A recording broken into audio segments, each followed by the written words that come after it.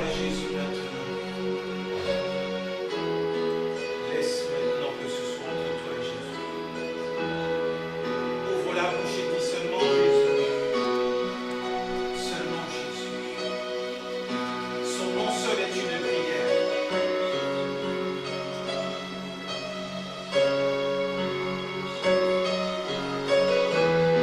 Son nom est une prière.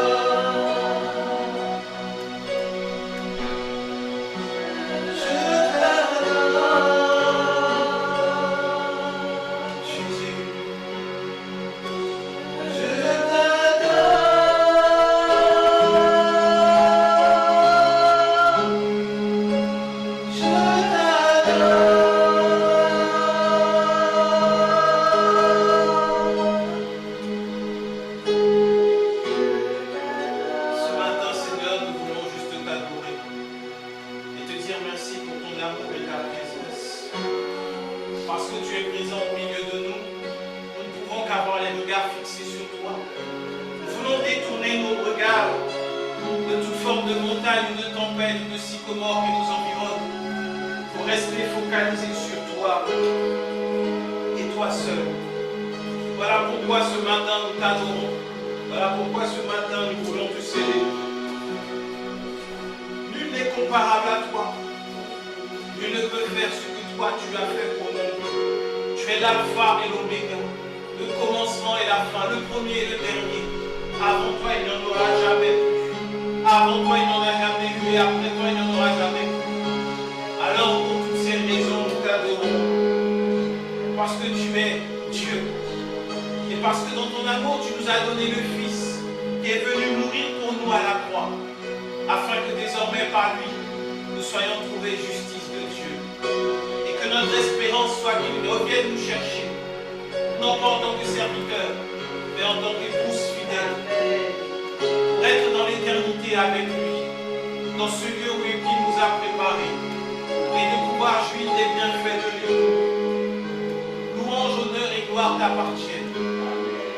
C'est dans le nom précieux de Jésus-Christ que nous t'avons ainsi prié et que nous disons Amen, Amen, Amen et Amen. Amen.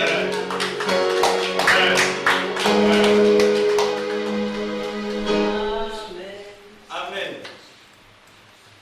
Amen. Nous prendre place pour ceux qui étaient debout.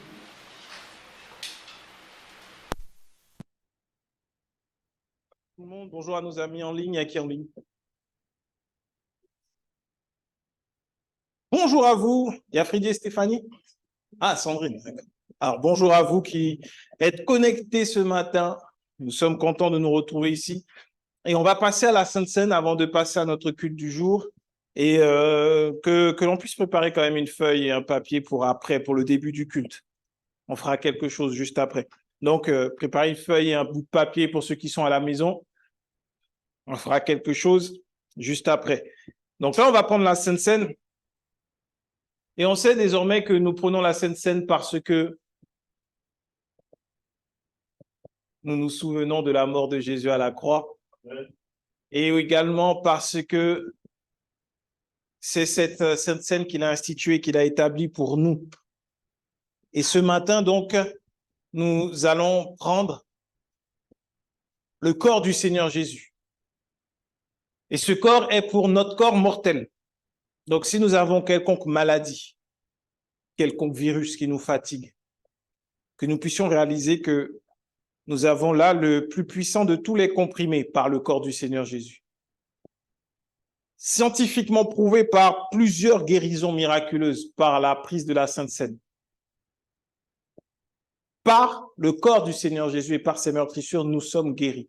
C'est une réalité, ce n'est pas juste parce que nous voulons manger un peu de pain ce matin parce qu'on n'a pas pris de petit déjeuner, ceux qui n'en ont pas pris, mais c'est parce que nous croyons en la guérison qu'il y a dans les meurtrissures de Christ. Voilà pourquoi nous prenons ce corps maintenant.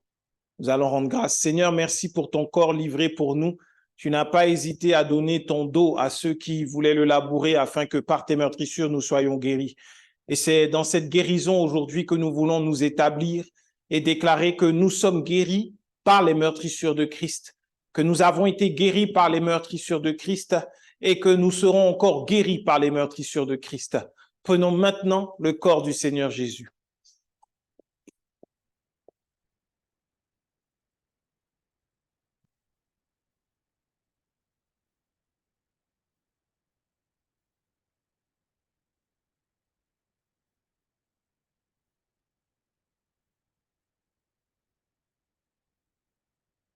Seigneur, merci pour ton sang versé à la croix pour nous. Parce que par ton sang, nous avons été justifiés. Nous sommes désormais la justice de Dieu en Jésus-Christ. Nous voulons maintenant te rendre grâce et déclarer que nous sommes non coupables de tout ce que l'ennemi voudrait nous rappeler. Nous avons été trouvés par le sang de Jésus-Christ, lavés par le sang de Jésus. Et nous croyons que par son sang, nous sommes plus blancs que la neige.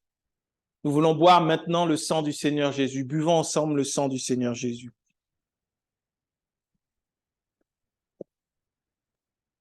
Seigneur, merci pour ton sang, merci pour ton corps, merci pour ta vie. Merci pour ton amour que tu nous as démontré à la croix. Parce qu'à la croix, tu es mort pour nous, alors nous avons la certitude que tu reviendras nous chercher. Et en attendant ton retour, nous voulons nous rappeler de ta mort parce qu'elle est notre vie et qu'elle est notre victoire. Merci Seigneur, parce que désormais nous marchons en tant qu'enfants de Dieu sur terre, héritiers de la vie éternelle. C'est dans ce merveilleux et précieux nom de Jésus que nous te prions maintenant et que nous disons Amen. Amen. Amen. Amen, amen. Amen, amen. Amen, amen. Nous pouvons le redire encore. Amen. Amen. Nous pouvons prendre place. Alors, ce matin, nous sommes dans une joie. Je suis dans la joie. Mais pourquoi suis-je dans la joie? Merci de poser la question. Pourquoi suis-je dans la joie? C'était ta question, non? Oui, non? Oui, peut-être. Donc, je suis dans la joie parce que depuis plusieurs semaines maintenant, ça va faire bien 2 mois, nous sommes sur la foi.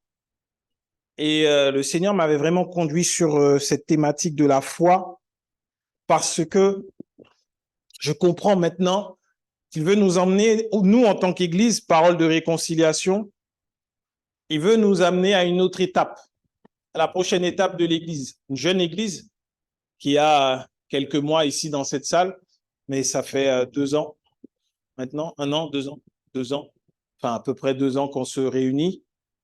Et le Seigneur voulait qu'on puisse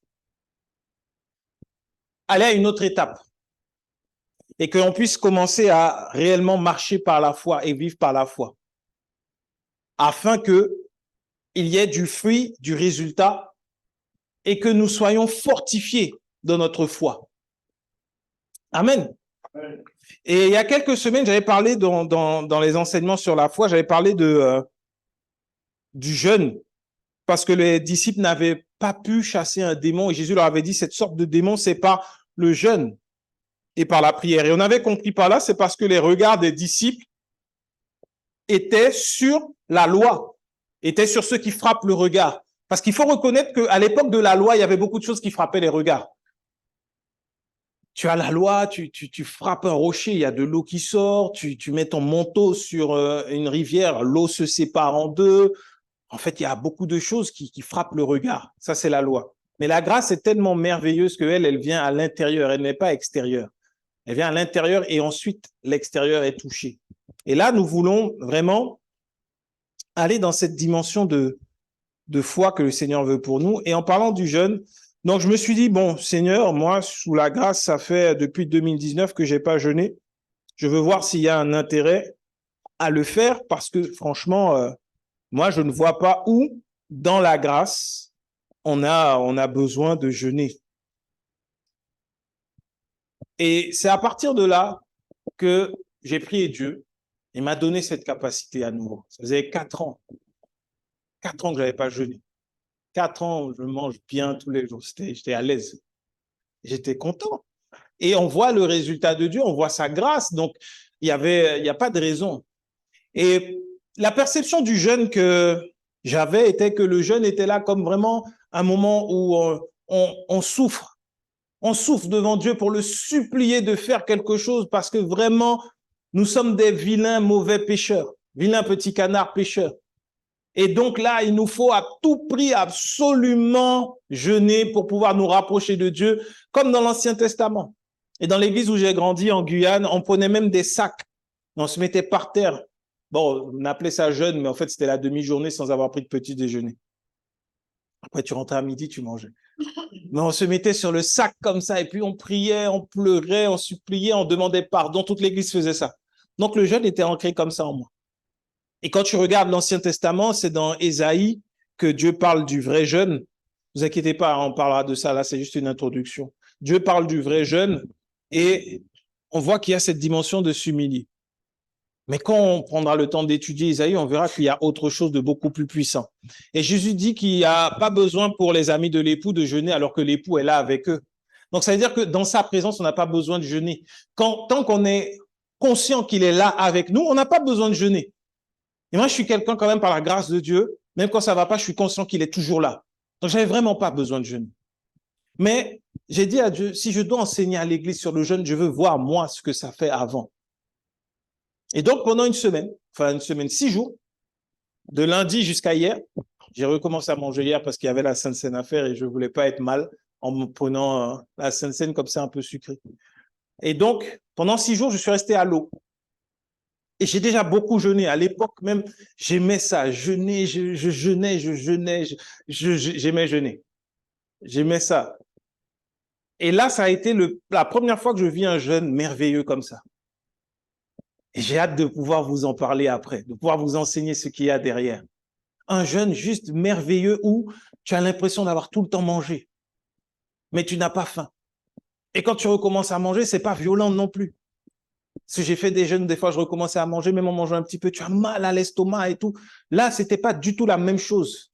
Et Dieu, par sa grâce, je peux dire, et il a répondu à beaucoup de mes prières par rapport à l'Église et donné plusieurs tips, plusieurs éléments, plusieurs conseils par rapport aux jeunes et comment on peut le faire sous la grâce. Et à partir de là, on va voir comment notre foi peut être multipliée, même démultipliée, vraiment. Et c'est pour ça que je vous ai dit de prendre un papier et un crayon maintenant. Donc, on va passer à l'exercice pratique de la foi. Juste un papier et un crayon. Moi, je l'ai fait pendant une semaine, donc je ne vais pas le refaire là. Mais tu prends un papier, un crayon, éventuellement, pour les plus jeunes d'entre nous, sur le téléphone, tu peux écrire. Comme ça, tu auras la date. Mais c'est vrai que moi, je suis un peu ancien, je dis papier, crayon. Mais les smartphones également sont utilisables. Et dessus, tu vas écrire quelque chose qui t'est personnel. Tu vas mettre ta foi en action. Tu vas écrire un sujet de prière. Tu vas mettre sur ce papier un sujet de prière. Et après, tu vas mettre la deadline. C'est-à-dire quand tu veux voir que ce soit réalisé. Tu mets le sujet de prière, celui que tu veux. Notre Dieu n'est pas limité. Tu l'écris sur le papier. Tu mets la date à laquelle tu veux que ce soit réalisé. Tu écris ça en même temps. C'est toi et Dieu. À la fin, on va prier. Après le message aujourd'hui, on va prier par rapport à ces sujets de prière qu'on va présenter à Dieu. Parce que lorsque tu vois, tu prends le temps de te tourner vers Dieu, de regarder à lui et à lui seul. Je vous assure, je n'étais pas dans un jeûne enfermé dans un hôtel. Je continuais d'aller travailler et je rentrais, je priais le soir. Je n'étais pas religieux dans ce jeûne. Mais il y a, à partir de maintenant, une autre étape qu'on doit franchir en tant qu'Église. Celle de vivre et de marcher par la foi. Et j'ai compris maintenant que dans la grâce, marcher par la foi, c'est oser croire en ceux qui, comme on dit, impossible. Quelque chose, tu dis non, mais c'est pas possible, ça ne peut pas se faire ça. Il faut commencer à croire vraiment. Parce que celui qui va faire, c'est ni toi, ni moi, mais c'est la foi que tu mets en Jésus-Christ. Et donc, tu écris sur le papier. On va prier. Et le reste dépendra de ta foi, pas de Dieu. Parce que pour Dieu, sauf si c'est une folie, si tu dis je veux devenir président de la République d'ici la fin de l'année, Dieu va te dire écoute, c'est 5 ans, tous les 5 ans les présidents de la République.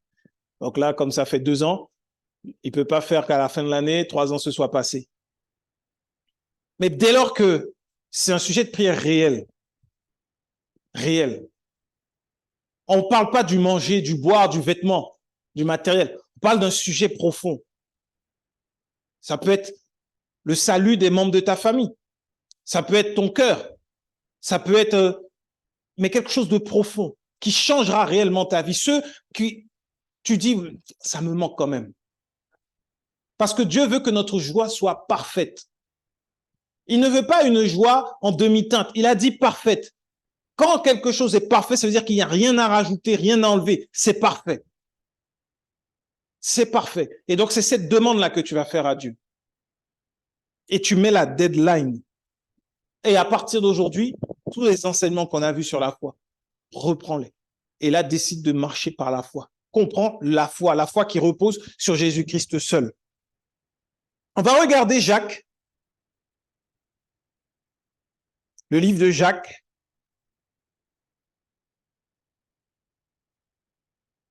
Et on va prendre le verset 14.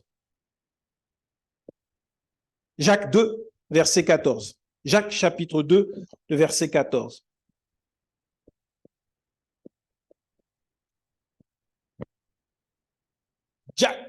Jacques 2, 14. Il est écrit, mes frères, que sert-il à quelqu'un de dire qu'il a la foi s'il n'a pas les œuvres? La foi peut-elle le sauver?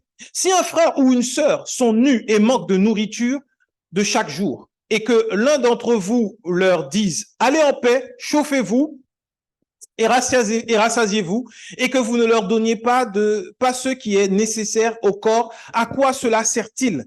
Il en est ainsi de la foi. Si elle n'a pas les œuvres, elle est morte en elle-même. Mais quelqu'un dira, toi, tu as la foi et moi, j'ai les œuvres. Montre-moi ta foi sans les œuvres et moi, je te montrerai ma foi par mes œuvres. Tu crois qu'il y a un seul Dieu, tu fais bien. Les démons croient aussi et ils tremblent. Veux-tu savoir, ô homme vain, que la foi sans les œuvres est inutile? Abraham, notre père, ne fut-il pas justifié par les œuvres lorsqu'il offrit son fils Isaac sur l'autel? Tu vois que la foi agissait avec ses œuvres et que par les œuvres, la foi fut rendue parfaite. Ainsi s'accomplit ce que dit l'Écriture. Abraham crut à Dieu et cela lui fut imputé à justice et il fut appelé ami de Dieu. Vous voyez que l'homme est justifié par les œuvres et non par la foi seulement. Rahab, la prostituée, ne fut-elle pas également justifiée par les œuvres lorsqu'elle reçut les messagers et qu'elle les fit partir par un autre chemin? Comme le corps sans âme est mort, de même la foi sans les œuvres est morte. Amen. La foi sans les œuvres, elle est morte. C'est pas moi qui le dis, c'est Jacques. J'avais pas prévu ça ce matin du tout. Mais c'est là, en parlant, le Seigneur me l'a mis à cœur, donc on va voir ça. La foi sans les œuvres est morte. Qu'est-ce que ça veut dire? Est-ce que je dois partir dehors et commencer à faire beaucoup de choses pour démontrer que je suis en Christ? Est-ce que ça veut dire que je prends mon sac à dos et je fais le tour du monde et je vais prêcher Jésus-Christ? Pas forcément. La foi sans les œuvres, ce n'est pas les œuvres sans la foi. Ça veut dire que ça commence d'abord par la foi. Tu crois d'abord en Christ. La foi vient de la parole de Christ. Il ne faut pas se tromper. Si tu te mets dans la loi, je t'assure que tu n'auras pas de foi. Jésus disait qu'un peu de levain fait lever toute la pâte. Juste un peu de loi en toi, ça va te faire échouer dans toutes les œuvres que tu vas prendre, tout ce que tu vas entreprendre. Ce sera effort humain pour peu de résultats. Alors que quand ta foi est complètement focalisée sur Jésus, tout ce que tu feras va réussir. Il va mettre en toi cette volonté. C'est pour ça que ce matin, tu écris sur le papier avant même de faire quoi que ce soit, parce que tu mets en action la foi. Et ensuite, les œuvres vont venir. Le Seigneur te mettra les choses à cœur. Prépare-toi à recevoir des directives, des directions de Dieu, parce que tu as décidé maintenant de mettre ta foi en action. Parce que c'est beau de dire, je suis assis, je reçois, j'ai la grâce, il n'y a pas de problème. Mais maintenant, cette grâce-là, il faut qu'on la mette en action. Parce que nous, on a foi en Jésus-Christ. Dieu est avec nous. Christ est mort pour nous, nous qui croyons en sa grâce. On voit malheureusement beaucoup qui font beaucoup de choses qui ne servent à rien, qui n'édifient pas. On édifie des monuments, on fait beaucoup de bruit, on fait de la communication chrétienne, mais ça ne transforme pas les gens réellement. On met un tapis sur les ordures, mais les ordures sont toujours là. Les gens ne sont pas transformés. Ils sont au contraire, ils deviennent encore plus méchants que ce qu'ils étaient avant. Ils découvrent des choses, ils se disent, ah ben si c'est ça l'évangile, ok, à moi de montrer aussi que je suis un peu musclé. Quand nous avons la foi, les œuvres que nous allons pratiquer, le Seigneur nous les met à cœur. Il nous les met à cœur, mais pour ça, il nous faut être attentifs. Et pour être attentif, ça passe par parler avec celui qui nous envoie, par la prière. Tu ne peux pas t'attendre à voir des miracles dans ta vie si tu ne parles pas à Dieu. Si tu ne lui demandes pas que dois-je faire aujourd'hui? Où dois-je aller? Donne-moi de quoi parler à mes conjoints, à mon conjoint, à mes frères, à mes sœurs, à mes enfants. Donne-moi de quoi parler à mes collègues ce matin. Ça passe par ça. La prière, elle est nécessaire à notre foi. C'est nous qui avons besoin de prier. C'est pas Dieu qui a besoin que nous puissions prier. C'est nous qui avons besoin de prier. Nous avons besoin de prier pour savoir quelles sont les bonnes œuvres que nous avons à faire aujourd'hui. Et tu te rendras compte qu'il y a énormément de choses à faire. Énormément de choses à faire. La foi sans les œuvres, elle est morte. C'est terrible quand même. Ça veut dire qu'on peut avoir la foi et cette foi est morte. Une foi morte, c'est une foi qui ne produit rien. On ne fait rien. Qu'on soit quelque part ou qu'on n'y soit pas, il n'y a rien qui change. Il ne faut pas se mettre en tête que tu vas arriver dans un travail et puis tu vas commencer. Ça s'est passé avec des hommes de Dieu au début du XXe siècle. Quand ils arrivaient dans des usines, les gens commençaient à se mettre à genoux, à pleurer, à se repentir. Et l'usine était à l'arrêt parce que tout le monde voulait se convertir à Jésus-Christ. Juste le gars, il est rentré dans l'usine. Mais c'est pas ce que Dieu nous demande. C'est pas ce que Dieu nous demande. Parce que c'était encore teinté de légalisme, ces réveils-là. Ce que Dieu nous demande à nous, c'est d'aller et d'être enfant de Dieu là où nous sommes. Ça veut dire que tu as de la joie. Ça veut dire que tu parles avec tout le monde. Ça veut dire que là où il y a des conflits, tu apportes une parole réconfortante. Tu n'es pas celui qui vient alimenter les conflits. Ça veut dire que tu as une oreille à qui on peut parler. Ça veut dire que quand tu es là, vraiment, on se dit, ah ben, ça change. Il y a quelque chose qui change. Quoi? Je ne sais pas, mais c'est juste, il y a quelque chose qui change. Quand tu n'es pas là, ben, c'est pas pareil au travail, c'est pas pareil. Je sais pas. C'est différent. Pourquoi? Parce que toi, tu transportes le Saint-Esprit en toi et que cet esprit qui est en toi est la paix, la joie, l'amour, la douceur, la tempérance, la maîtrise de soi. Tout ça se répand partout où tu vas. Partout où tu vas, ça se répand. Il faut être conscient de ça. Partout où tu vas, tu dégages l'odeur de la sainteté de Christ. Partout. Et c'est de là que les œuvres que tu vas faire, elles seront empreintes de foi. Ça va pas être quelque chose de grand. Ça veut dire, ben moi, je vais aller déjeuner avec celui avec qui personne veut déjeuner. Je vais apporter un verre d'eau. Je vais dire une parole gentille à mon collègue, à ma collègue. Je vais faire ce qui me vient à cœur. C'est ça les œuvres. Des fois, on se dit les œuvres, c'est des grandes choses. Souviens-toi de toutes les petites choses que tu as eu à cœur de faire et que tu n'as pas faites. C'était ça les œuvres que le Seigneur te mettait à cœur. Ça peut être juste, tu te lèves et tu dis, tu as à cœur d'aller dire, maman, je t'aime. Juste ça. Mais tu te dis en chemin, ah, maman, elle va encore me prendre la tête, elle va se moquer de moi, elle va dire, bon, mon grand garçon, ma grande fille, ça me rappelle quand tu étais petit. Donc, tu le fais pas. Mais là, tu aurais fait une bonne œuvre. Tu aurais démontré ta foi. Juste en disant ça, tu ne sais pas que peut-être tu aurais donné du courage à ta maman. Du courage à quelqu'un. Ou des fois, tu as envie juste de débarrasser pour ton frère, pour ta sœur. Tu sais pas pourquoi. Et puis, tu le fais pas. Tu dis, non, encore, il va croire que je suis à son service. Moi, j'ai une sœur. Donc, tu fais pas. Mais au final, tu l'aurais fait, tu aurais fait une bonne œuvre. Tu ne sais pas quelles conséquences il peut y avoir. Ces petites choses qu'on méprise parfois. Ces petites choses. C'est ce sur quoi le Seigneur veut nous interpeller ce matin. Il parle énormément à nos cœurs. Je me rappelle une fois, j'étais en jeune, je priais, et puis je voulais entendre Dieu. Je voulais entendre comme on entend audiblement. Il y a des gens qui ont cette grâce, qui entendent. Mon épouse, elle l'entend. C'est comme je peux parler. Elle l'entend. Moi, jamais. Et ce qui est monté en mon cœur, c'est que le Seigneur me disait, toi, je ne vais jamais te parler comme ça, c'est au cœur. Donc, c'est des pensées qui montent en toi et tu comprends que ce n'est pas de toi. Et Dieu parle pour beaucoup. Il parle à chacun d'une façon différente.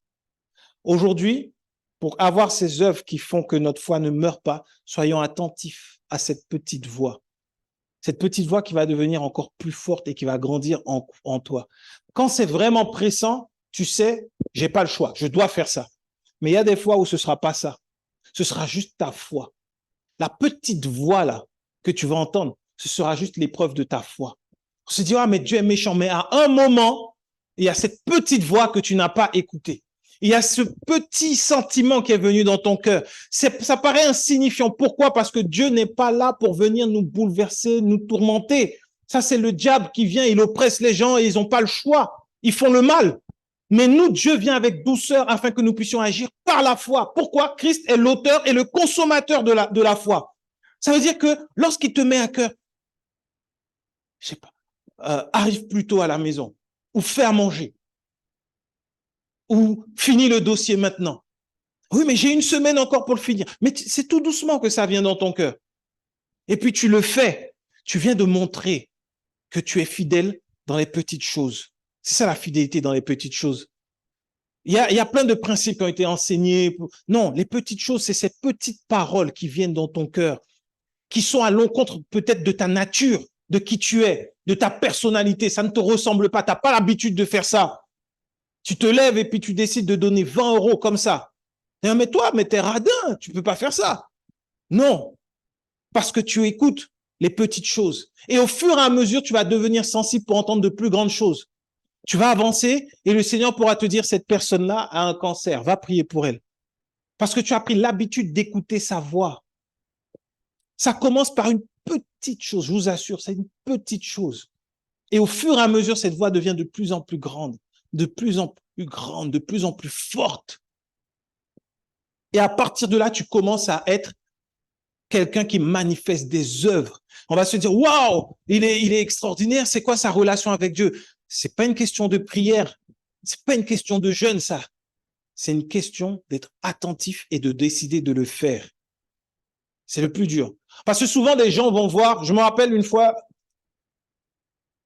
j'étais en entretien pastoral avec un homme qui cherchait à tout prix de la puissance, du pouvoir. Donc, il a fait tout type d'occultisme. Toutes sortes de sorciers, marabouts, les gars qui sont dans les sciences occultes. Il les a tous faits. Et après, il nous a expliqué. Il nous expliquait ce qu'ils ont. Donc, ils nous ont dit d'aller à minuit vers telle rivière, de prendre un truc qui sentait mauvais, tu vois, une eau, de se laver dedans, tu vois. Et il a fait. On lui a dit de prendre telle bouteille, de faire telle chose avec la bouteille. Il a tout fait. Il a tout fait. Il a tout fait. Le gars, il a tout fait. Et puis, au bout d'un moment, il en a eu marre. Il voulait plus. Il voulait arrêter. Donc, il a dit, bon, je vais voir les mêmes gars qui m'ont fait faire. Donc, je vais les voir pour être libéré. Parce qu'au final, il a eu de l'oppression. Il n'a pas eu de puissance, mais il a eu de l'oppression. Donc, comme il était oppressé, il a dit, bon, les gars, il faut défaire ce que vous avez fait.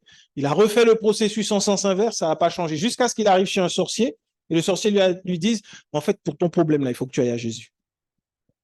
C'est le sorcier qui lui a dit, là, pour être libéré, il faut aller accepter Jésus. Et arrivé en Jésus, il avait gardé ce mécanisme. Bon, maintenant, qu'est-ce que je dois faire pour que je retrouve ma paix?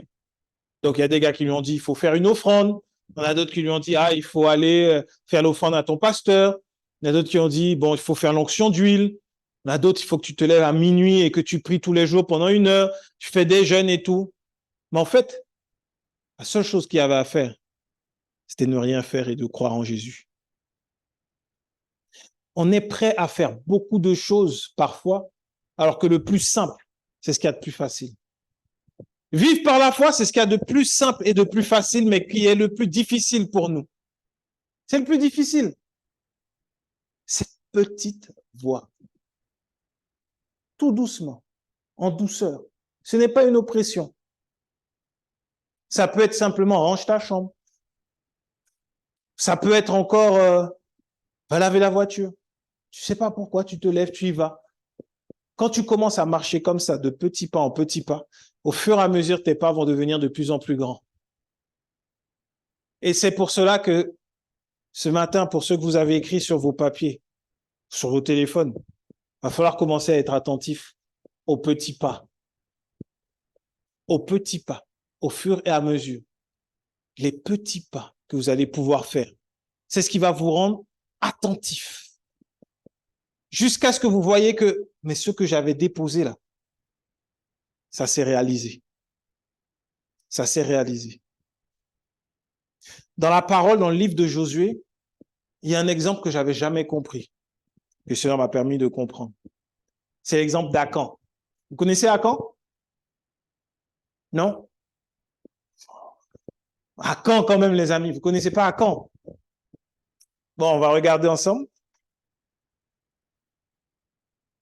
Non, Akan, il est connu quand même. Il est connu, c'est dans le livre de Josué.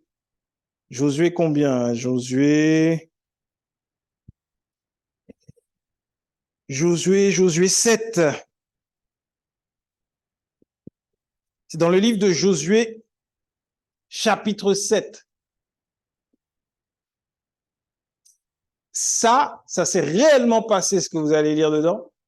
Et c'est un exemple extraordinaire pour nous, pour pouvoir vivre dans la foi. Le péché d'Akan, c'est écrit pour moi en introduction. Akan. Vous avez jamais entendu parler? Non, sérieusement, vous connaissez pas Akan? On vous a jamais dit quand quelqu'un a péché dans l'église, il a été un Akan au milieu de nous, c'est pour ça qu'on n'arrive pas à avoir les victoires. Non. Ah, ben regardons ensemble l'histoire d'Akan. Alors, Akan, enfin pas Akan, Josué 7, 1. Les enfants d'Israël commirent une infidélité au sujet des choses dévouées par interdit. Ça veut dire que c'était des choses qu'on n'avait pas le droit de prendre. Il fallait tout brûler. Quand Dieu disait il faut dévouer par interdit, il fallait tout détruire, rien garder. Et là, Akan, fils de Carmi, fils de Zabdi, fils de Zérak, de la tribu de Juda, prit des choses dévouées. Et la colère de l'Éternel s'enflamma contre les enfants d'Israël. Josué envoya de Jéricho des hommes vers Haï, qui est près de Beth-Aven, à l'orient de Bethel. Il leur dit, montez et explorez le pays. Et ces hommes montèrent et explorèrent Haï. Ils revinrent auprès de Josué et lui dirent, il est inutile de faire marcher tout le peuple. 2 ou 3 000 hommes suffiront pour battre Haï. Ne donne pas cette fatigue à tout le peuple, car ils sont en petit nombre. 3 000 hommes environ se mirent en marche, mais ils prirent la fuite devant les gens d'Haï. Les gens d'Haï leur tuèrent environ 36 hommes. Ils les poursuivirent depuis la porte jusqu'à chez Barim et les battirent à la descente. Le peuple fut consterné et perdit courage. Josué déchira ses vêtements et se prosterna jusqu'au soir, le visage contre terre, devant l'arche de l'Éternel, lui et les anciens d'Israël. Et ils se couvrirent la tête de poussière. Josué dit, ah Seigneur, Éternel, pourquoi as-tu fait passer le Jourdain à ce peuple pour nous livrer entre les mains des Amoréens et nous faire périr? Oh, si nous eussions su rester de l'autre côté du Jourdain, de grâce, Seigneur, que dirais-je après qu'Israël a tourné le dos devant tes ennemis? Les Cananéens et tous les habitants du pays l'apprendront. Ils nous envelopperont et ils feront disparaître notre nom de la terre. Et que feras-tu pour ton grand nom? Verset 10, l'Éternel dit à Josué, lève-toi, pourquoi restes-tu ainsi couché sur ton visage? Israël a péché, ils ont transgressé mon alliance que je leur ai prescrite. Ils ont pris des choses dévouées par interdit. Ils les ont dérobées et ont dissimulées et ils les ont cachées parmi leurs bagages. Aussi les enfants d'Israël ne peuvent-ils résister à leurs ennemis? Ils tourneront le dos devant leurs ennemis car ils sont sous l'interdit. Je ne serai plus avec vous. Si vous ne détruisez pas l'interdit du milieu de vous, lève-toi, sanctifie le peuple, tu diras sanctifiez-vous pour demain, car ainsi parle l'Éternel, le Dieu d'Israël. Il y a de l'interdit au milieu de toi, Israël, tu ne pourras résister à tes ennemis jusqu'à ce que vous ayez ôté l'interdit du milieu de vous. Et là, il donne des instructions, vous vous approcherez, etc. Donc, chacun va s'approcher selon la tribu, selon la famille. Et là, au verset 16, il est écrit, Josué se leva de bon matin et il fit approcher Israël selon les tribus, et la tribu de Juda fut désignée. Fit approcher les familles de Juda et la famille de Zérak fut désignée. Il fit approcher la famille de Zérak par maison et Zabdi fut désigné. Il fit approcher la maison de Zabdi par homme. Et Akan, fils de Carni, fils de Zabdi, fils de Zérak, de la tribu de Juda, fut désigné. Josué dit à Akan, mon fils, donne gloire à l'Éternel, le Dieu d'Israël, et rends-lui hommage. Dis-moi, donc, ce que tu as fait, ne me le cache point. Akan répondit à Josué et dit, il est vrai que j'ai péché contre l'Éternel, le Dieu d'Israël, et voici ce que j'ai fait. J'ai vu dans le butin de beaux manteaux, un beau manteau de chinéar, 200 cycles d'argent, un lingot d'or du poids de 50 cycles. Je les ai convoités, je les ai pris. Ils sont cachés dans la terre au milieu de ma tente et l'argent est dessous. Amen. Vous pourrez lire le reste à la maison. C'est pas très long à lire. Donc après, Akan et toute sa famille vont finir lapidés et brûlés. À cause d'Akan, le peuple a envoyé des hommes à la guerre et ils sont revenus perdants. 36 hommes sont morts. Ils ont perdu devant un peuple plus faible qu'eux. Et jusqu'à présent, je m'étais dit, wow, franchement, il faut faire attention avec Dieu, c'est violent. Jusqu'à ce que je comprenne ça par la grâce. Aujourd'hui, la grâce, c'est quoi? C'est la nouvelle alliance, oui ou non? Nous ne sommes plus sous la loi, c'est fini. Nous sommes désormais sous la grâce. Et donc, tout ce qui est sous la loi, c'est devenu pour nous de l'interdit. Si c'est devenu de l'interdit, on ne doit pas toucher à la loi. C'est ce que Paul dit quand il dit « Celui qui veut suivre la loi doit observer toute la loi, sinon il se retrouve sous la malédiction. » Donc, quand tu te retrouves sous le poids de l'interdit de la loi, tu te retrouves dans la situation du peuple d'Israël avec Akan. Pour marcher dans la foi, il faut enlever de toi tout ce qui est de la loi, tout ce qui est légaliste. Et tu vas voir que Dieu n'est pas religieux du tout. Il faut enlever de toi, oui, mais ça, c'est pas chrétien. Qui te l'a dit? Est-ce que le Saint-Esprit t'a mis à cœur de ne pas le faire? Non. Tu fais quelque chose parce que le Seigneur te conduit. La petite voix t'y a conduit. Akan représente les enfants de Dieu qui sont sous la grâce, mais qui veulent continuer de garder un peu de loi. Et lorsqu'ils arrivent devant des petites choses, devant des petites difficultés, devant quelque chose, tu dis, mais ça passe vite fait. Ils sont étonnés de voir que le problème perdure et n'arrête pas. Parce qu'il y a encore un peu de loi. Et à vrai dire, c'est en allant devant Dieu. Josué, il a réclamé quoi? Il a réclamé la grâce de Dieu. Il a dit, de grâce, Seigneur. Et là, Dieu a parlé. Pourtant, il était resté toute la journée. Dieu aurait pu venir le voir avant. Mais quand il a dit de grâce, Dieu est intervenu. Quand il a dit de grâce, c'est là que Dieu est venu lui dire, mais pourquoi tu es comme ça? Là, nous qui sommes là, examinons nos vies. Regardons là où il y a encore un peu de loi. Non, mais un enfant de Dieu ne fait pas ça. Quand tu ne dois pas le faire, Dieu n'est pas fou, il est sage. Il nous a donné le Saint-Esprit. Et le Saint-Esprit va nous bloquer. On ne va pas le faire. On ne va pas le faire. De sorte à ne pas avoir de l'interdit dans notre foi. Parce que ça n'engage pas que nous. Akan et toute sa famille a été brûlée. Ta foi, lorsqu'elle est focalisée sur la grâce, ça te fait avancer toi et tous les tiens également. Tous les tiens. Cette foi-là, nous en avons besoin partout où nous allons. Nous en avons besoin. À cause de nous, des situations peuvent changer. Assurons-nous d'enlever le peu de loi qui nous reste encore. Le peu de loi. Le peu de loi, c'est les traditions qu'on a entendues sur Dieu. Ah oui, mais Dieu, il est pas content contre toi. Ah, Dieu peut être méchant contre toi. Les traditions qu'on a entendues, que les hommes nous ont données de Dieu là, il faut les oublier. De se dire, oui, mais si je fais ça, ah, mais peut-être que je serai enrichi. Si jamais je fais une petite offrande, peut-être que... Non, il faut l'oublier. Si je vais jeûner, peut-être que Dieu va entendre ma prière. Enfin, ça fait 10 ans que ce problème perdure. Peut-être que Dieu va me comprendre. Enfin, si je jeûne, ça, il faut l'oublier. C'est pas dans ce sens-là qu'on le fait.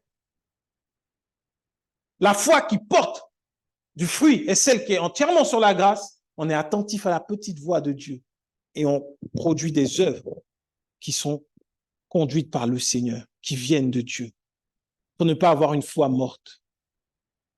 Akan a fait qu'il y a eu des morts, beaucoup de morts, 36 morts, alors qu'ils étaient bien plus nombreux pour les détruire. C'est là qu'on a des échecs et qu'on commence à douter de Dieu. C'est ce qui s'est passé avec le peuple d'Israël. C'est ce qui s'est passé avec le peuple d'Israël. La Bible nous dit de travailler à notre salut. Travailler à son salut, c'est marcher par la foi. On le verra. C'est marcher par la foi. Et lorsque tu marches par la foi, tu vois combien Dieu est grand parce que tu vois beaucoup de choses qui se passent devant toi et tu es juste émerveillé par ce qu'il est en train de faire. Aujourd'hui, le Seigneur veut nous amener à une autre dimension, à une autre étape, une autre marche, celle où nous vivons par la foi, réellement. Le sujet que tu as posé dans ton que tu as mis, ce sujet-là maintenant. Tu vas le prendre, on va prier. Et tu vas déclarer que c'est par la foi que cela va se réaliser. Et tu vas demander à Dieu de te rendre sensible à sa voix, d'entendre les petites choses qu'il te demandera de faire. Ces petites choses méprisables de prime abord, ce sont les œuvres que Dieu nous donne de faire. Il ne te donne pas des œuvres trop grandes pour toi. Il te donne les œuvres qui te correspondent. Sois attentif à ça. Et je vous assure, vous allez entendre, ressentir cette douce voix de Dieu. Il y en a qui vont peut-être entendre de façon audible. Il y en a qui vont le voir en songe. Il y en a qui vont le voir en étant éveillés.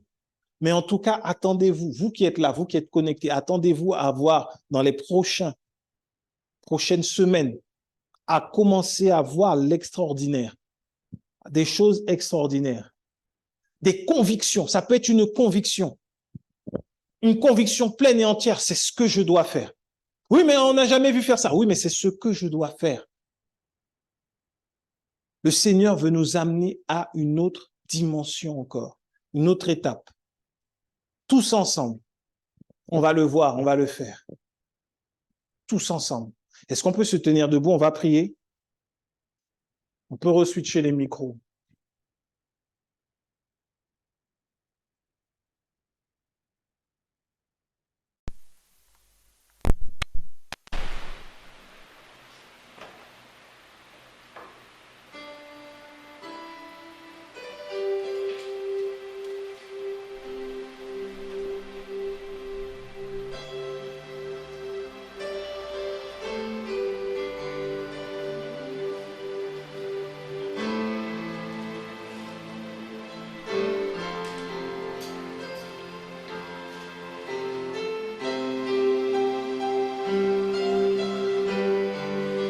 On va élever la voix et on va penser maintenant à notre Père, ce que nous avons vu.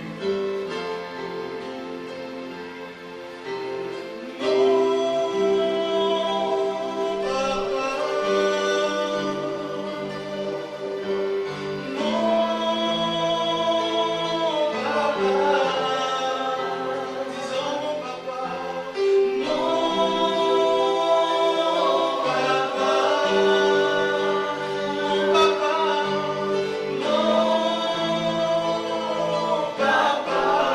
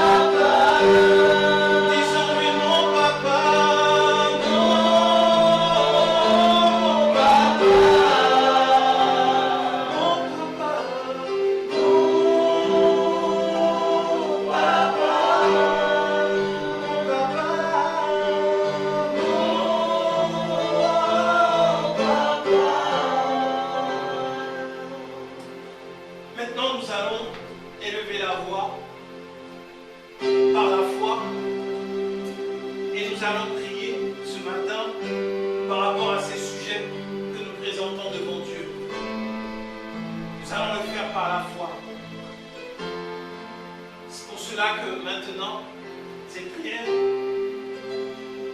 nous allons la faire tous ensemble d'une seule voix et d'un même cœur.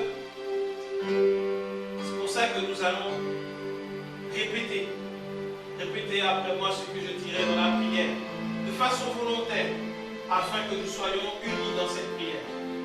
Disons ensemble, Seigneur Jésus, Seigneur Jésus, ce matin, nous voici devant toi. Nous apportons nos vœux, nos requêtes, notre espérance devant ton trône. Nous croyons que le juste vivra par la foi.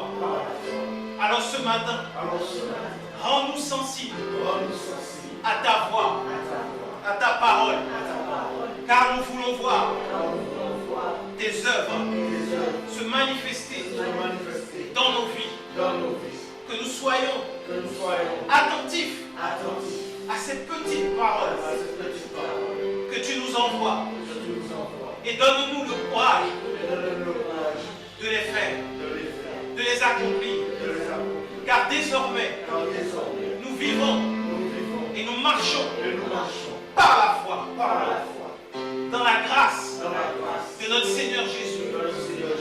Nous prions ainsi avec foi au nom de Jésus. Amen.